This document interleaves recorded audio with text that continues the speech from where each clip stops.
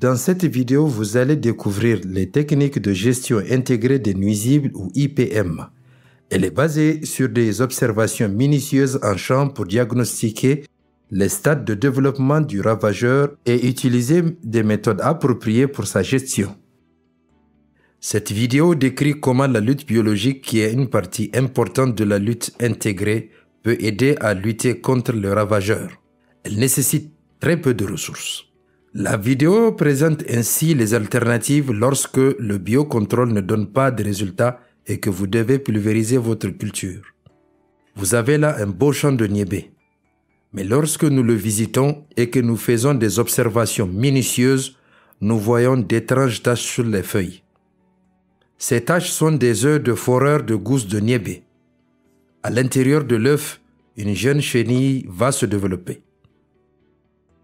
La chenille éclot de l'œuf et se promène sur la plante à la recherche de fleurs de niébé pour se nourrir.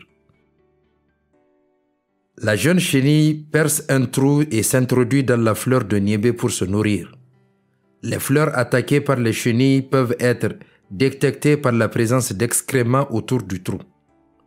Les déjections sont les déchets laissés par la chenille. Les fleurs attaquées vont se faner et tomber. Après s'être nourrie de fleurs, la chenille se déplace vers les gousses de niébé en croissance. Elle les dévore et détruit leurs graines. Une fois que la larve du foreur de gousses a fini de se nourrir, au cours du 11e ou du 12e jour, la chenille tombe au sol et se transforme en chrysalide. Après 5 à 6 jours, un papillon émerge de la pulpe. C'est la forme adulte du foreur de la gousse de niébé. Lors du vol des papillons autour des champs, les mâles et les femelles s'accouplent. Après l'accouplement, la femelle va pondre les œufs sur les plants de niébé. Cependant, ici, une minuscule guêpe parasite s'attaque aux œufs de foreur de gousse. La guêpe insère son œuf dans l'œuf du foreur de gousse. Sur le côté droit, on voit les œufs parasités par la guêpe qui noircissent. À la place de la chenille, c'est une nouvelle guêpe qui émerge de l'œuf parasité.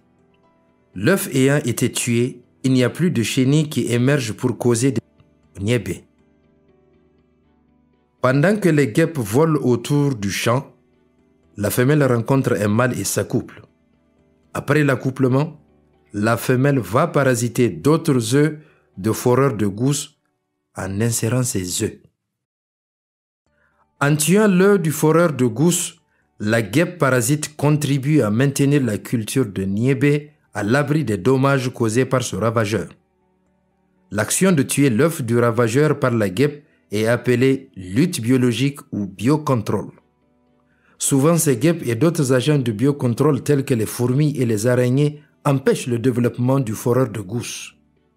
La pulvérisation du pesticide peut toutefois nuire à ces agents, le foreur de lutte biologique. La lutte biologique ne permet pas toujours de contrôler complètement le foreur de gousse. Vous devrez vérifier votre champ de niébé chaque semaine pour voir si cette technique naturelle fonctionne. Pour ce faire, scrutez votre champ en suivant un schéma en X. Vous sélectionnerez 5 emplacements le long du schéma en X. Observez 4 plantes à chaque endroit. Notez le nombre de plantes dont les fleurs sont endommagées. Vous devrez procéder à la même manière pour les 5 endroits de votre champ. Vous allez observer au total 20 plantes. Si vous découvrez que 8, soit 40%, sont endommagées par les foreurs de gousse, vous devrez peut-être traiter avec un insecticide tel que le Neem. En utilisant une approche IPM, en surveillant régulièrement votre champ et en ne pulvérisant que de biopesticides, vous contribuez ainsi à la préservation des guêpes parasites qui sont des insectes bénéfiques. L'approche biologique est aussi économique car elle n'engage pas de ressources.